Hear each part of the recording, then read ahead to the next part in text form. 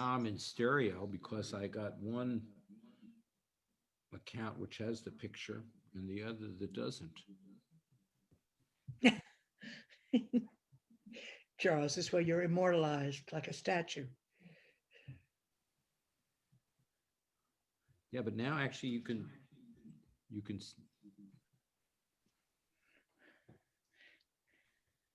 It's a still. Oh, you're reverberating too, Marjorie. I think we are ready to get started. My colleague Meredith is working on the closed captioning issue, but we'll resolve it.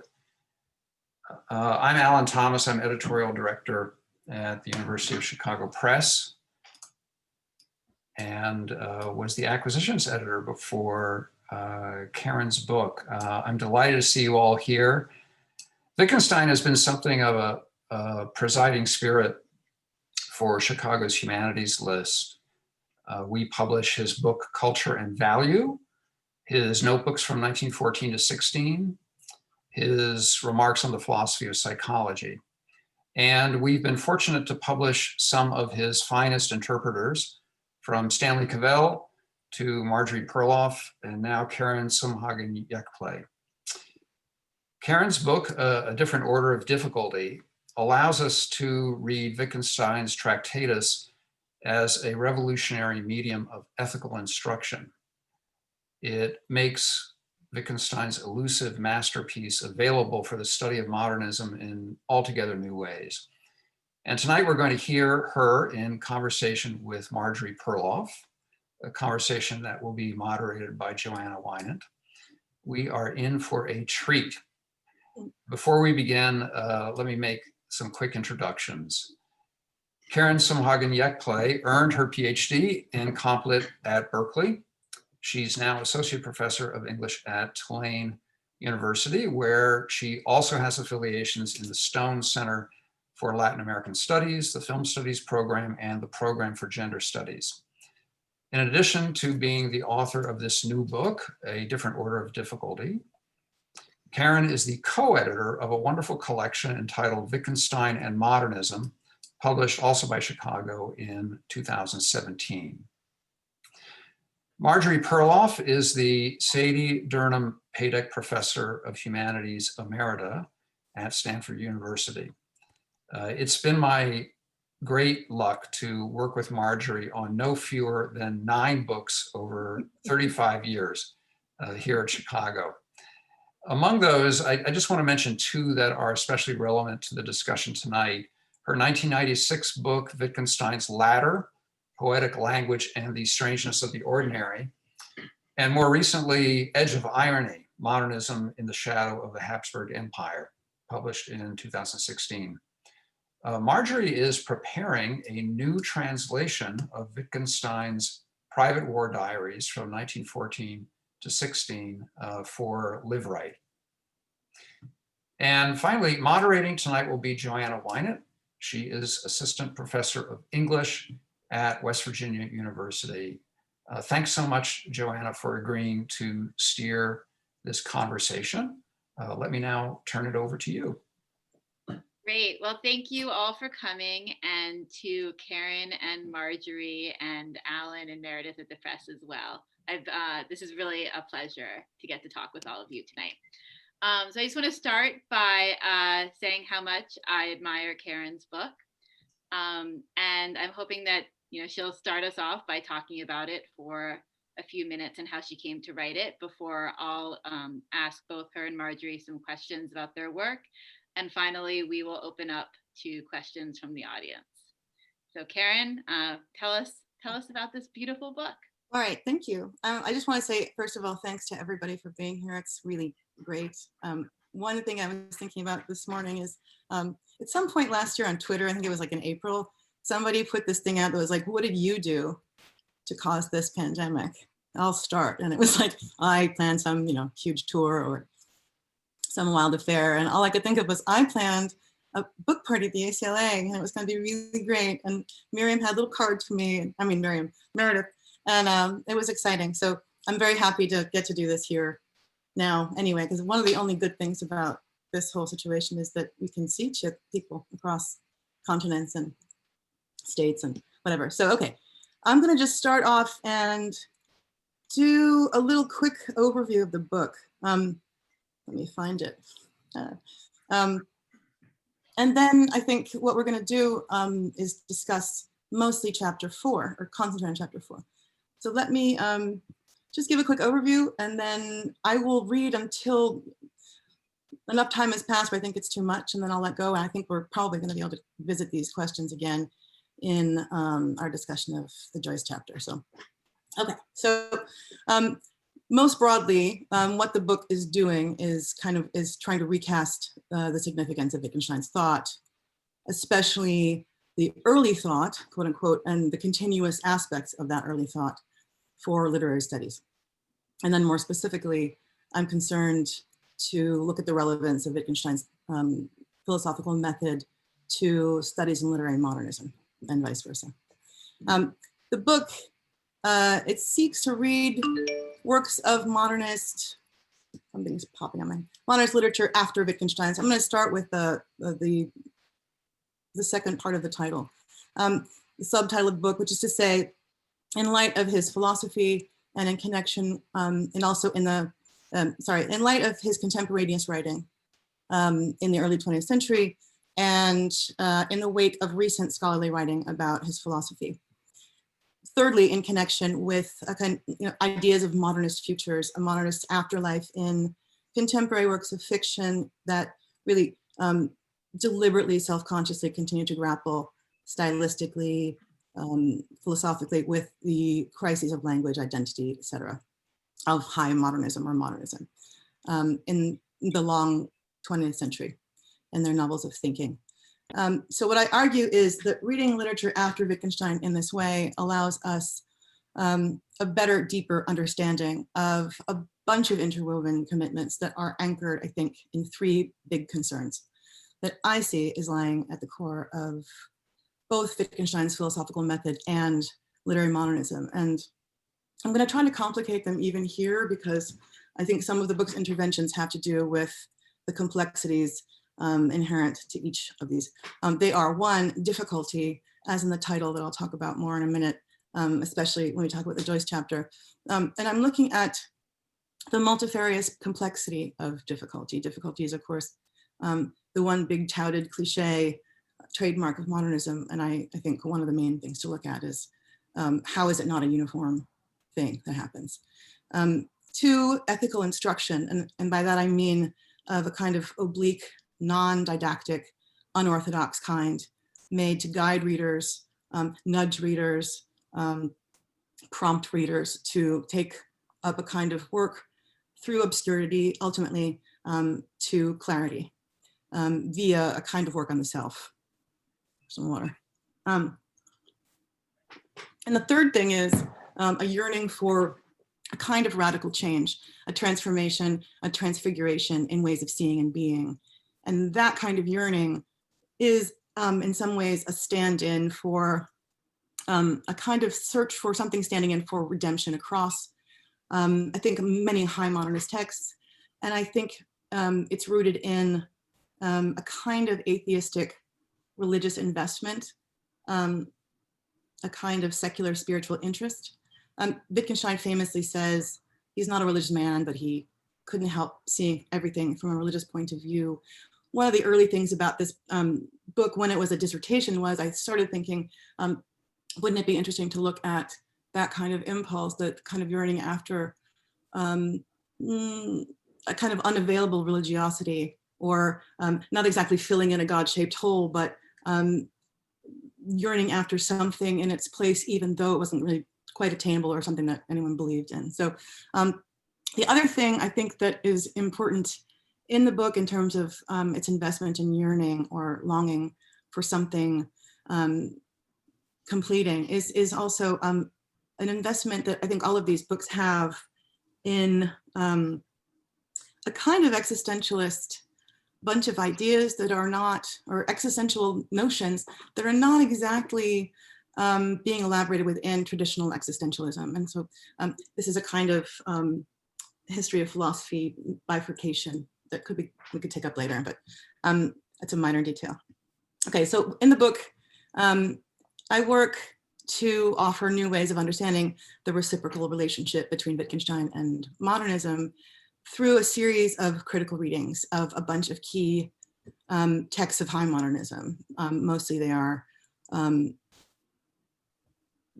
self-consciously wrought big books of modernism, or Kafka's parables. So Kafka's parables,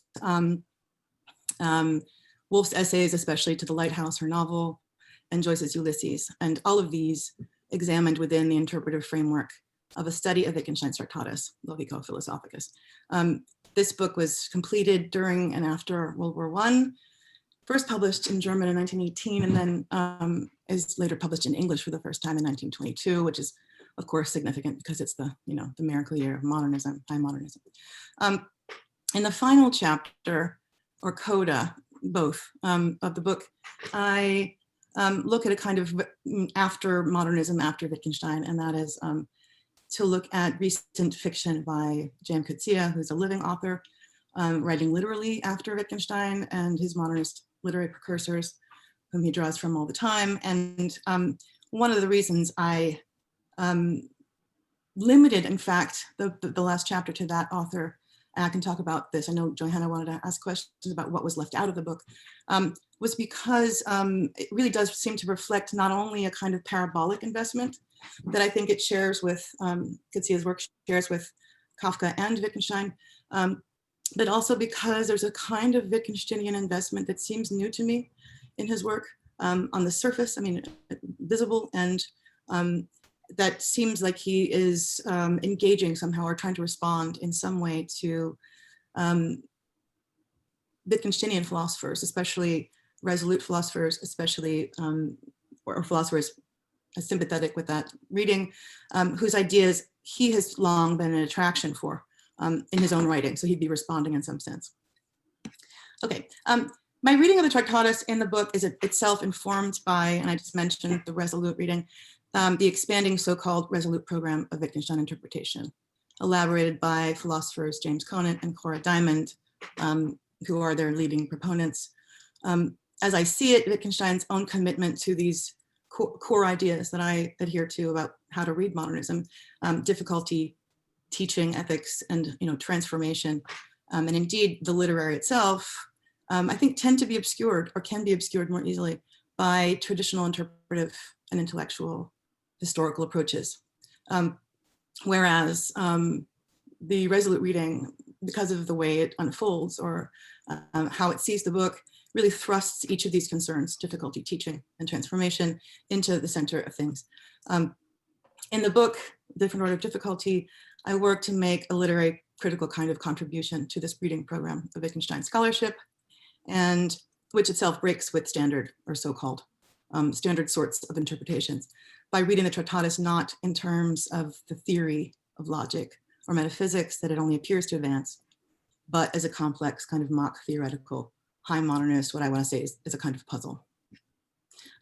Resolutely, and against the background of the literary works I examine in my book, the Tractatus emerges in stark relief as a complex kind of ethical, aesthetic puzzle text of what seems to me a very modernist stripe.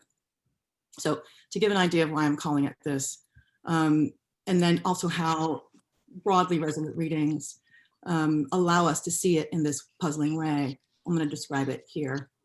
The book purports in name to be a logical treatise of sorts, and yet its author tells us in the very, second to last of its austere numbered entries, that all the logical propositions that made up the argument it's supposedly concerned to advance are simply nonsense. Understanding him, he says at the end, means recognizing this, that they're nonsense. Read in this way, the Tractatus turns out not to be a straightforward theoretical tract, after all, but a faux doctrine meant to be cast aside once it's served what its author says is its elucidatory, clarificatory purpose, and that is getting us to see the world in the right way. So that's weird enough, but what's more, Wittgenstein maintained that the supposed logical treatise was really a book about ethics. He says this in an attempt to get it published, and to friends, now famously, To complicate things further, he insisted that although the aim of the Tractatus is an ethical one, what it's trying to do is ethical, the ethical part of the book, the only part he says truly matters, and this is in a letter to the same publisher who didn't publish the book, is the part that appears nowhere among its spare aphorisms, but is instead something its author, Wittgenstein, chose to remain silent about. So it isn't in there. Over the course of the spare book, this dense little book of aphoristic numbered propositions, Wittgenstein also explicitly takes up the mystical, value, and transcendence. He engages in, kind of brief quasi-first person, quasi-confessional disclosure, makes oracular sounding pronouncements, prophet-like pronouncements, describes sudden epiphanic insight and addresses the problem of the meaning of life, quote unquote, before culminating famously in the quasi-religious figure of a ladder in a gesture toward closure there really isn't one, which remains every bit as open-ended and mysterious as it would be revelatory. Wittgenstein's own concession that the Tractatus would appear strange then, or foreign, is hardly a surprise. What is surprising is that his idiosyncratic authorial / pedagogical method in the book and the various modes and orders of difficulty he deploys at various levels in it. And also the disjuncture between the project he appears to be engaged in, which is developing a metaphysical theory about how language and the world hook up together, and what he posits is the book's overall ethical aim, and that's to lead readers to make for themselves a radical change in outlook or attitude that will bring clarity to our understanding of the world, ourselves among others, and ordinary language and life. He says later, what he's giving us is not a method, he's giving us a method, but he's not delivering to us new truths. This interpretation, this kind of version of a resolute reading in the context of high modernist literature allows us to see the Tractatus as a formally revolutionary aesthetic medium for its author's weird brand of ethical instruction. Wittgenstein's tactical move of setting up a mock doctrine with the nonsensical propositions of his book of ethics functions as a part of the instructive strategy he uses to prompt readers to shrug off the allure of metaphysics and engage instead in a clarificatory activity, which is what he says philosophy is, of the mind and spirit that he says is the authentic task of philosophy. I also argue in this early work, with its commitment to unconventional methods of ethical instruction and its enticements to the work of a kind of self-improvement, a kind of, I think it's worth noting that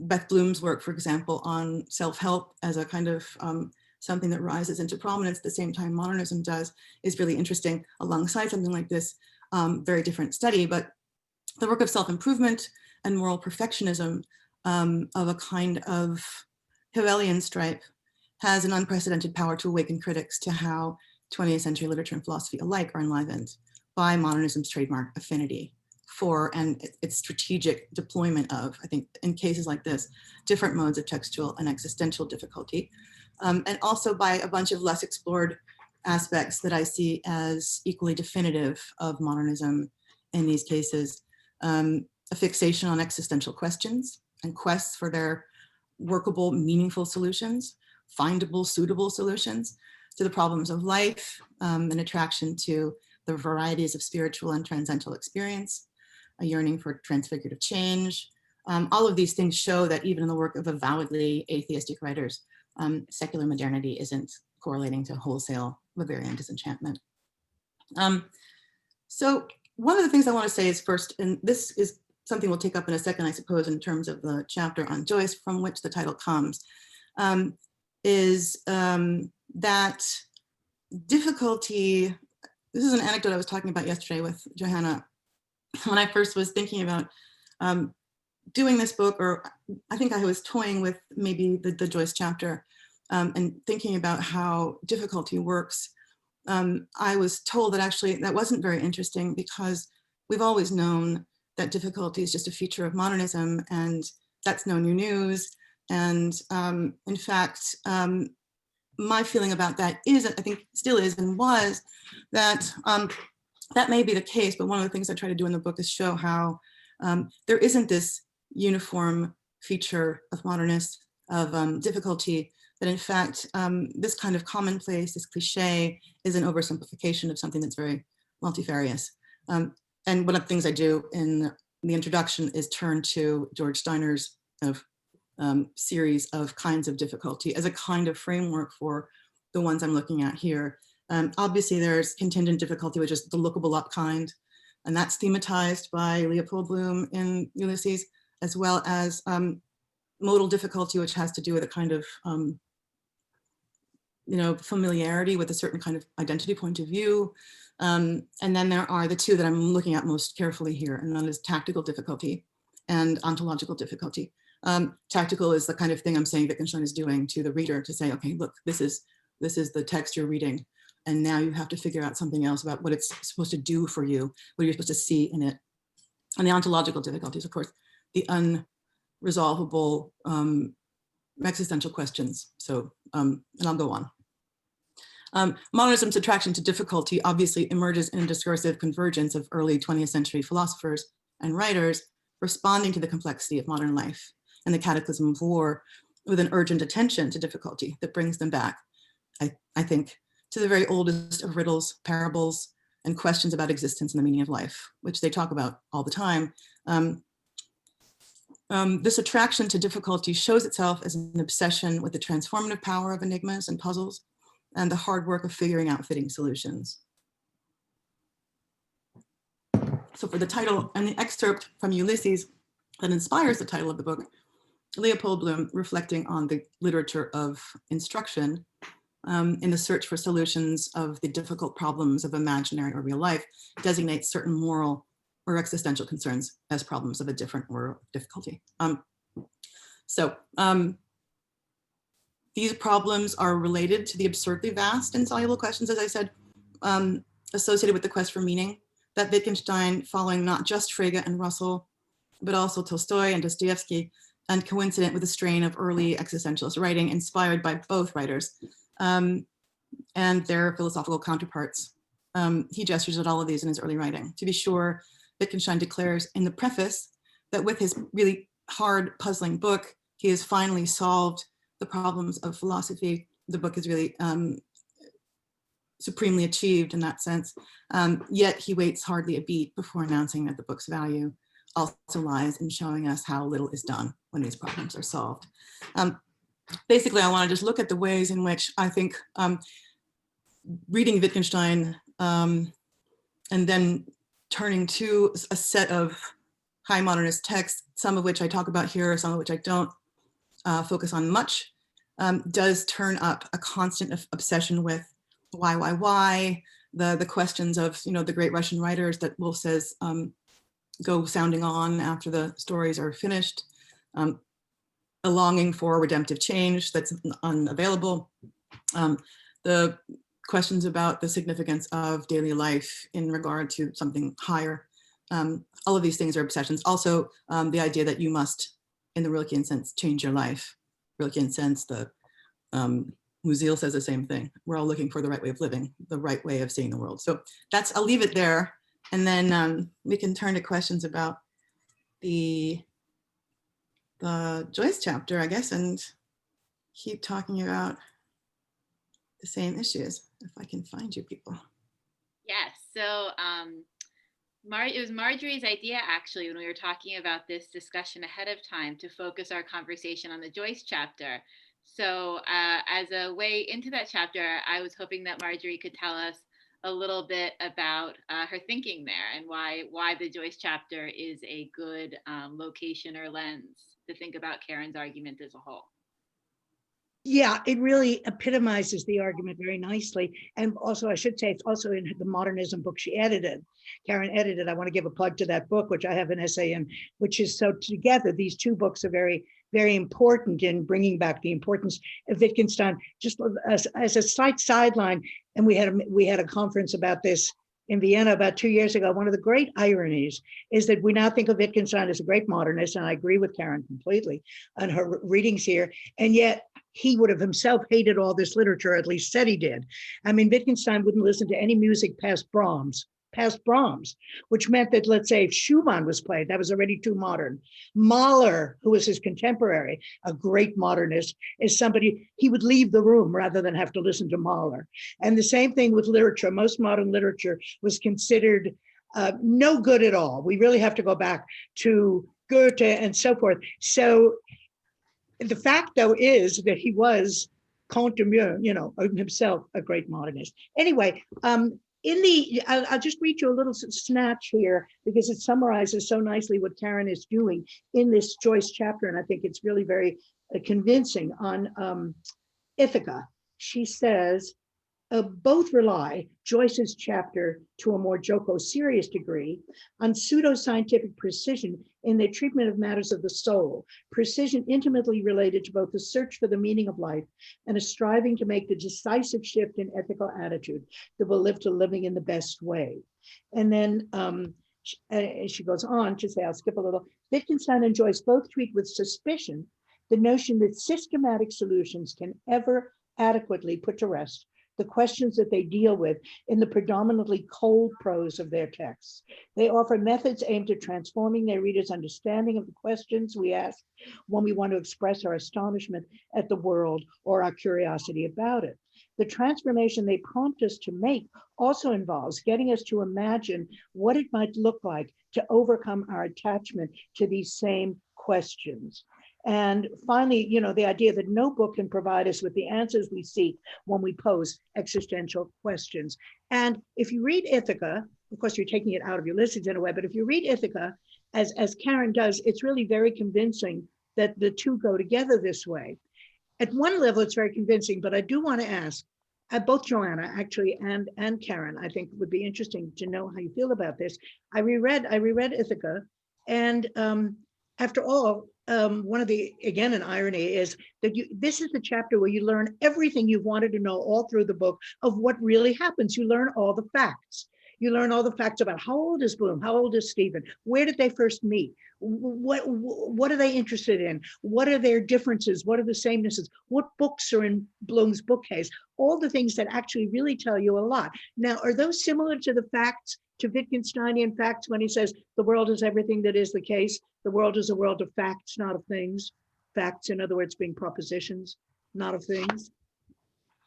Joanne, either one.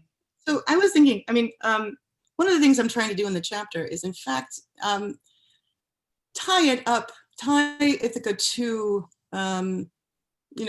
Wittgenstein's big world book of facts from, say, the Lecture on Ethics, where every fact is there. And somehow it's still not getting at the answers. So Ithaca is, if you haven't read this, it's an impersonal catechism. So it's the form of this chapter, and the chapters change with each chapter. The form is this kind of apparently dialogical, but kind of rote monological learning of doxa, learning of the doctrine and performing the learning of the doctrine. And I think one of the things that I'm trying to say in the chapter is, both of these books, strangely, they're such weirdly different books. One of them is this, end of the kind of male part of the Joycean Odyssey. The other is this book of logic.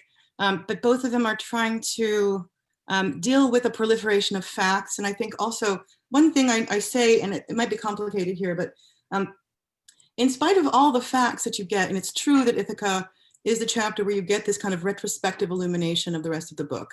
So a lot of the mysteries are cleared up, and a lot of the things you wondered about are talked about here. And the chapter does everything from, it's a proliferation of all kinds of ideas and different popular and high theoretical ideas. And in spite of this, there's not a single, and in spite of the question and answer of the format, there's no particular way of getting the answers to the big questions of life. Exactly, they're not there because they're what's actually not available, because they're not actually really questions, properly speaking, and so you can't really answer them in factual ways. And so one of the things the Tractatus is doing by telling you about what can be said is, in fact, showing you that the answer you seek, when you're asking a question and you're seeking an answer of this kind of ontological kind, it's not really a question, and the answers aren't really available. logically speaking. So this is one thing. So we do get these answers in the Joyce. And then I think, none of his big questions are entirely resolved. In fact, I think I say a couple of times, I mean, one of the points where it does seem that he has some kind of epiphany of getting it has to do with getting that he is like Moses in the dark. And so that's the realization, in fact. And there are all of these figurations of his approaching the known and the unknown. And so that's the beginning of an answer. I don't know what you think, Johanna. Yeah, I mean, there's all the facts, but then there's also the heaven tree of stars hung with humid night blue fruit, right? Mhm. Which is a kind of different kind of fact of that moment as well. The water. Right, we were talking the water, how the water flows through Dublin, but Right. it's of course not just that. And then what Karen was saying about the kinds of things that count as answers ties in with something in the chapter really nicely, where she talks about Cora Diamond's idea of what's a great riddle, and that a great riddle, you don't know what the method of solution would be to it. And so, the idea that even that, although you get all the facts in Ithaca, you maybe don't get the questions, or you don't, that there's in some ways a mismatch. And I think this is what Karen's pointing to in this chapter too, that there's mismatches between the information you get and the information that you want. That's a good point. I think that's a very good point. Um, I wanted to look, since we really don't have, and we're not going to have all that much time. I wanted to look, as I told you, at that passage which Karen also quotes, and she quotes it on page. I don't know if any of you have the book. I think it's on.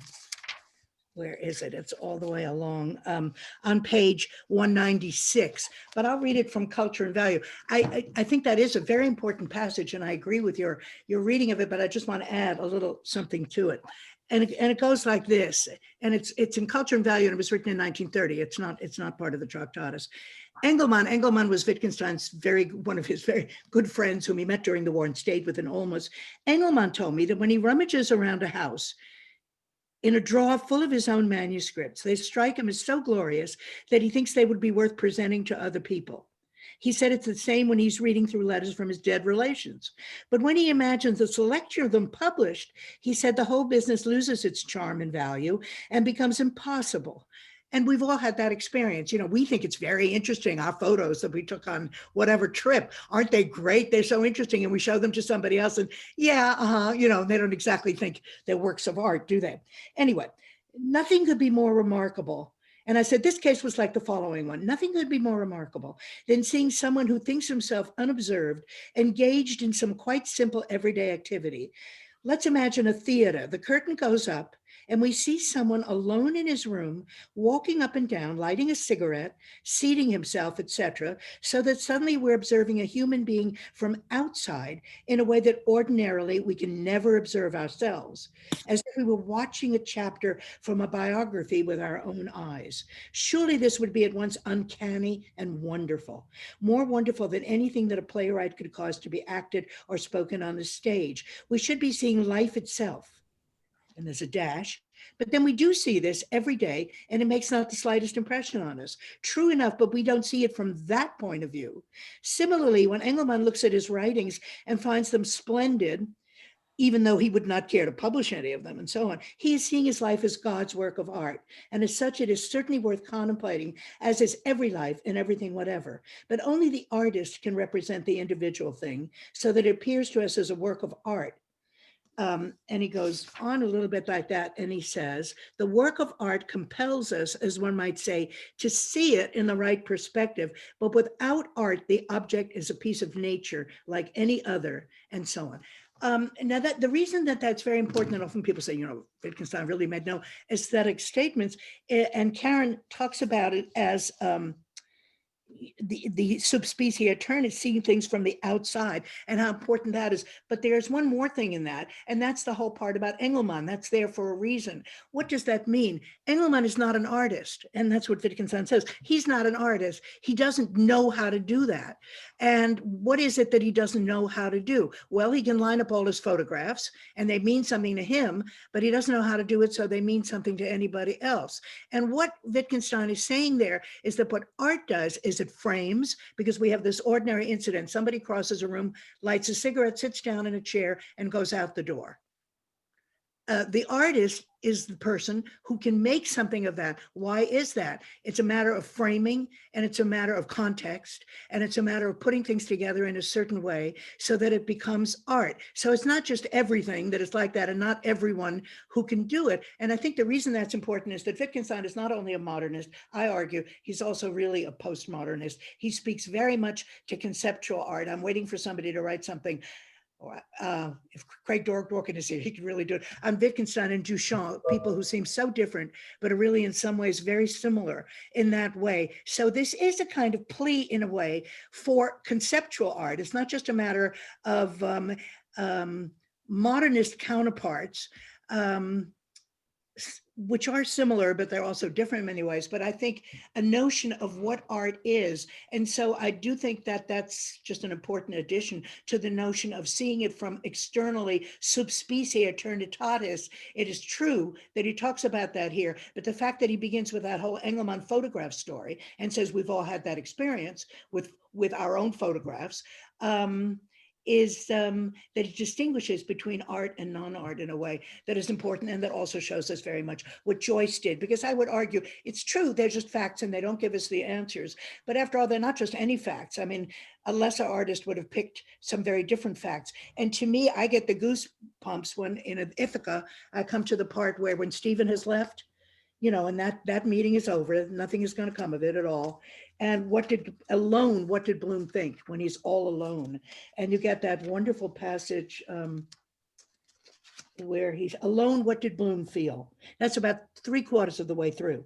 The cold of interstellar space, thousands of degrees below freezing point, the absolute zero Fahrenheit, centigrade, or Reaumur, the incipient intimations of proximate dawn. And of course, he does move on to the happiness that Karen talks about. This mood doesn't let, but the cold of interstellar space, it's very, for the moment you think, what a terrible moment when Stephen leaves and he's all alone and he has to sort of face himself. And there are many moments like that as you go through. So I just wanted to say that. I have nothing One else. thing I wanted to just add, and I don't know, I'm probably moving in a different direction than you are as far as art is concerned, but it does seem to me that one of the interesting parts about this passage in the Wittgenstein, and I think it's a really interesting passage, and this is why Michael Fried is like, this is the most important aesthetic thing that Wittgenstein does.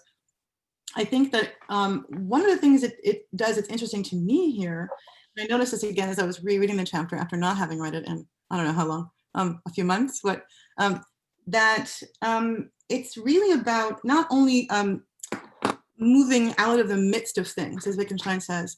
One can see what he's getting at, it seems to me, in the context of a modernist writing, in terms of what Woolf is doing with moments of being. And that we have these natural things in life that sometimes something, and this also I think relates a kind of epiphanic, modernist epiphanic to the kind of counter epiphany I'm saying is at work in this transformative process in the book. But one thing that does come to mind is that there's a lot of stuff for Wittgenstein about how to move out from in the midst of something. So you're seeing it as if figuratively, as if from a different perspective, beyond language, beyond world, which of course is impossible logically, but you can figure that into. And I think one of the things that Woolf seems to do in Sketch of the Past is say, here are these moments of being, and they are moments where things come out of spots of time, we're in spots of time, emerge from the cotton wool of daily life and deliver blows, so that they are then emerging out of the midst, in a sense, in an artistic sense, in an aesthetic sense, that allows her to then have to get beyond the blow and the shock of them, to actually do something with them, use them as catalysts for her art. And I think then these figures, the flower of wholeness, the stove, Wittgenstein's stove, where you contemplate the stove and then it's your world. It's not just this everyday What's item. the difference between that and an epiphany then? Okay, so I think that in some sense, so Woolf's moments of being are epiphanic. They're Woolfian epiphanies. And yet they are, for her even, they are catalyst to her art, catalyst to, and she says, I put this away for thinking about later when I was 7. They're catalyst to a different kind of thinking and elaborating within art. So in that sense, I think there's a way in which part of me wants to see epiphanies as symptomatic moments of revelation and ecstasy that are insights, great insights that pass, but they may pass into a larger process, an endeavor of either a symptom or some kind of element in a showing forth of your process of the training of the mind, a focus of your attentions that comes across in, I think, a closer devotion to undertaking a longer, more attenuated kind of shift in thinking, the kind of radical shift, the change that Wittgenstein is so intent to lead his reader toward in the Tractatus. So, yeah. Is it fair to say that epiphanies come suddenly or maybe even easily? And what you're talking about, the Tractatus teaching its readers and these other modernist texts teaching the readers as well, is the amount of work that this kind of transformation requires. Yeah, I mean, I think this is not going to hook up easily, but it just occurred to me, so I'm going to say this because I think it's another thing that's important about the book, and that is what it takes to be a good reader, and what kind of elitism, what kind of exclusivity or inclusivity there is in hard texts. And I think so. An epiphany, you can't control an epiphany. I mean, I don't know, Josh, you could say Proust. I mean, you can't get it back, even though you want to remember the T. And epiphanies happen. You might be predisposed to epiphanies. You might be predisposed to having insights in your reading. This may be a completely different question, but it occurs to me now. I think absolutely a counter epiphany, a longer kind of dramatic shift of being, a kind of sought new attitude, say happy, seeing the world the right way. The kind of engagement you have to have requires a huge amount of work. A long process, difficult process. Yeah. So it's not something you can just do. No. I guess perform, or it's not really aleatory. It's really it's not a random thing that happens. I think this is actually my cue to ask Marjorie about her current work before we open it up to audience questions. Okay, well, I by fluke kind of almost, because there is no English translation, am doing there is no translation. There's not even a decent German edition of the so-called private notebooks. Now, the University of Chicago Press actually publishes notebooks 1914-16, although the edition dates to 1979. There really should be, I suppose, a new edition of that, but I'm just as glad there isn't in a way. Wittgenstein wrote in code during the war. On the left-hand side of the page, he wrote in code his personal views of things. And on the right-hand side, right page, the recto, he wrote what was going to become the Tractatus, and it's very close to the Tractatus. Much of it there in parentheses where it comes up again in the Tractatus. And actually what I'm hoping to do with Chicago's permission is when I come to the end in 1916, then there are only 3 notebooks. There were more, but the rest are missing. We don't have them, they lost. But when he comes to 1916, the two start to come together. At the beginning, nothing could be more different than the personal remarks, which are, I don't know, whatever day it is, masturbating again, very angry at this, hates the people he's on the ship with, he's on a gunboat. It's really a terrible story. The war story itself is so incredibly interesting.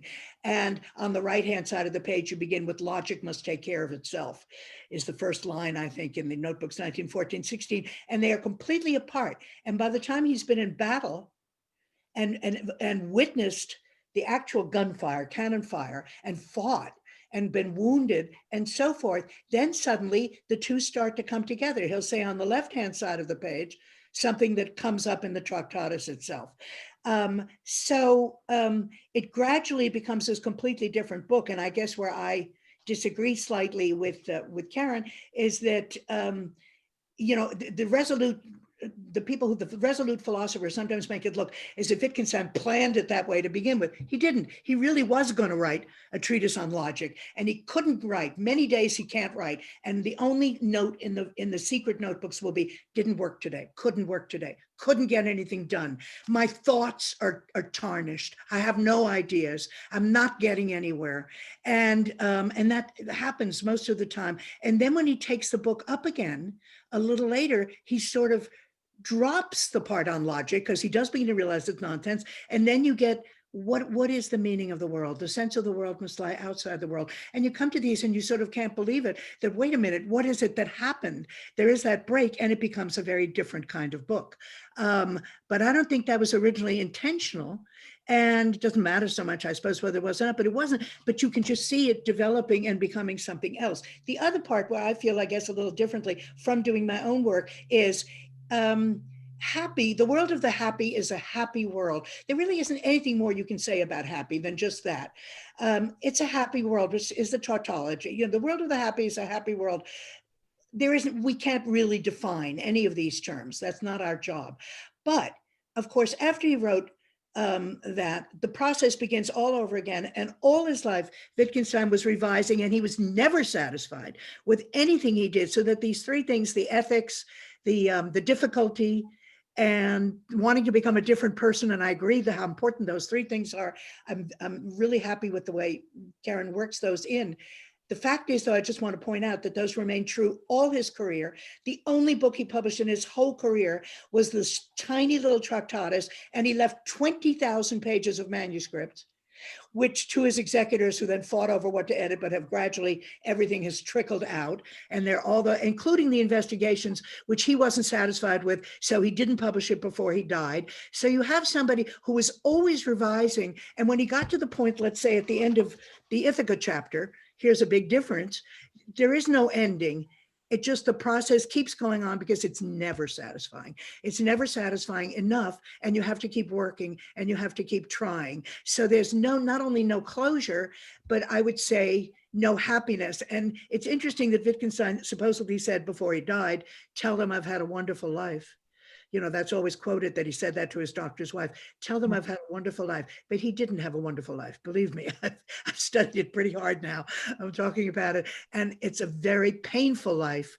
And what's so admirable, though, is that desire to become a different person and how much you have to work at it. So the work is very important, and the ethics, and, this brings us back to Karen's book. And I think, we ought to have questions now, I guess, because it's. Let me just respond really quickly, and I think maybe this will prompt questions, but I think that the issue of the happy, certainly what he says about it in the Tractatus is so limited, you can hardly understand what he means. The world of the happy is different from the world of the unhappy. He says some more in the notebooks, which is basically it has to do with not feeling okay, not exerting your will on the happenings of things, that things are out of your control, accepting that. I think that kind of satisfaction with the world, its opposite being dissatisfaction with the world, and that this is what, in the Wolf chapter, I talk a little bit about The Fisherman's Wife, which is a text that Mrs. Ramsey reads to her children, which is a super bizarre choice. And I think actually that chapter is about Diamond, and the difficulty of reality is a different kind of, another different order of difficulty. And her example of what an unhappy person is in fact the figure of the fisherman's wife, who is not God and is furious that the sun has risen without her say. So this is an unhappy person. This is an unhappy attitude toward life. I think one of the things I think does happen in Ulysses and in Bloom, who I really would figure as a kind of, if there's a happy figure in fiction, I mean, happy in Wittgenstein's sense, I think it's Bloom, because he is a kind of, he is a curious satisfied figure. He is, I think one of the ideas behind the movement from epiphany to the kind of transfiguration, in fact, in this chapter, has to do with a kind of a move away from, strictly speaking, Wittgenstein's assessment of the happy, to see how there are similar things he might have either gotten from Nietzsche or we can understand by looking at Nietzsche in terms of a kind of creative self-redemption that goes on here. This kind of, I talk in the chapter, and we don't have time now, but about how Bloom does kind of serve as a figure of a kind of grace or a Nietzsche. I agree with that. I agree with that on Bloom. I just don't agree with it about Wittgenstein. But I mean, let's he's talking open about it up for, happy, let's open it up for some at the questions. end, it's going to be just the same. I mean, in other words, it's a continuous, but I think we should open, I think we should open a question, don't you think, Johanna? Yeah. Yes. It looks like we have a question from Adelaide Russo. A question for Karen. I would like to know how she selected the corpus which was to accompany Wittgenstein. Her comments on Wolf inspired that question. Okay, this is a question we wanted to talk about anyway. This is like the, how did I come to this? Part of it is just, so I came to Comp Lit out of philosophy, and I'd never had a literary training formally. And I came at a bunch of texts thinking, having just thought a lot about Tolstoy and Wittgenstein. And I kept thinking, I was taking a class on modernism at the time with Michael Bernstein, and he was then writing this book about the modernist masterpiece, the self-consciously constructed thing. That seemed to me to be just like, I mean, the whole idea was this. So part of it is I happened to be reading these texts, and they also seem to be a way of looking at high modernism in particular as doing this in a way that I think has implications for middlebrow modernisms, global modernisms, because they look at issues of what it is to grapple with a difficult text of any kind. I mean, so there's this. So I came to those, and let me say, sometimes in teaching, I mean, the Kafka parables seem to work out, which is chapter 2, seem to really work out a lot of issues around indirect teaching and the training of interpretation. And the one interesting thing I had meant to say is that I had the idea originally of having a last chapter, which was going to be about everybody I could think of who was philosophically trained in some way or another and was working on Wittgenstein in literature. So David Foster Wallace, Iris Murdoch, Ricardo Piglia, Ingeborg Bachmann, and then other people who were interested, David Markson, people who are trying to write literature in a Wittgensteinian spirit.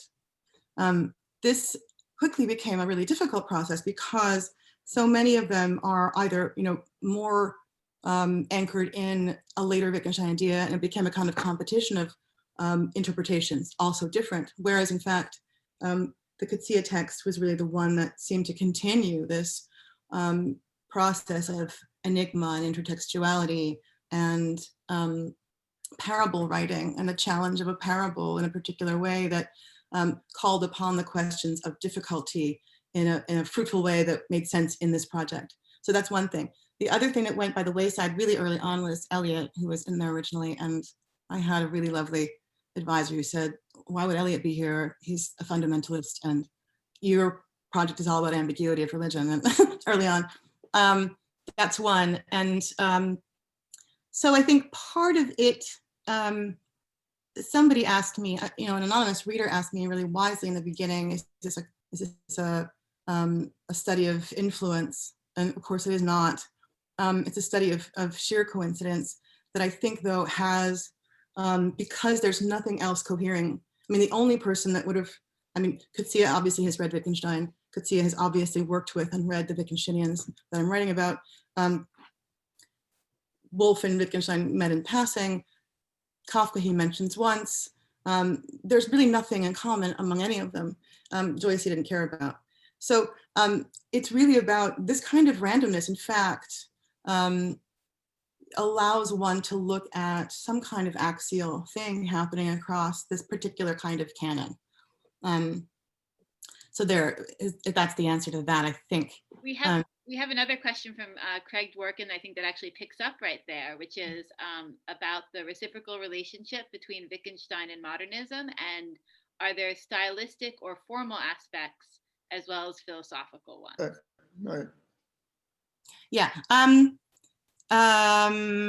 What do you mean exactly? Can you elaborate on it a little bit? Because yes, I mean, the answer is yes.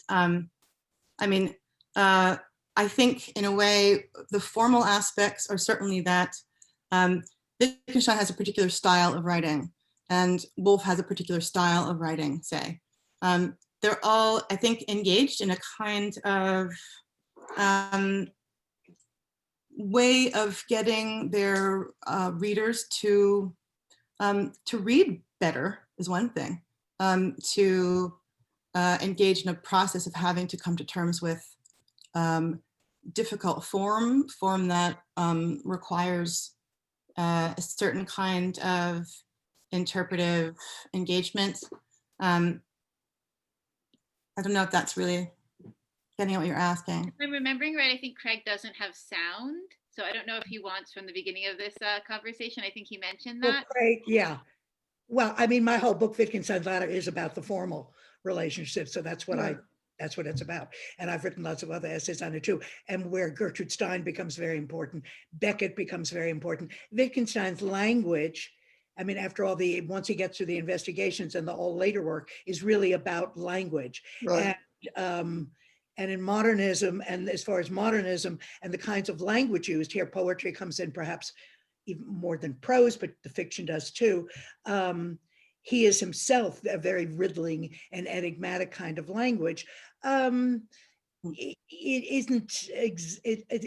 isn't exactly like any one author, you know, we can think modernist author we can think of, but clearly the language itself is very important, but important in a different way from, say, somebody like Joyce. After all, Wittgenstein's later riddles, like a dog may be said to wait for his master, but can he be said to wait for his master to come on Monday?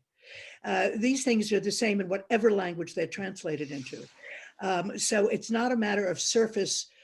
It's not a matter of surface language in the sense of dealing with, say, puns and figures of speech in the same way that it would be, because that's one of the interesting things, that the kinds of riddles that Wittgenstein says, one of the first things he was so concerned about is the verb is, the copula.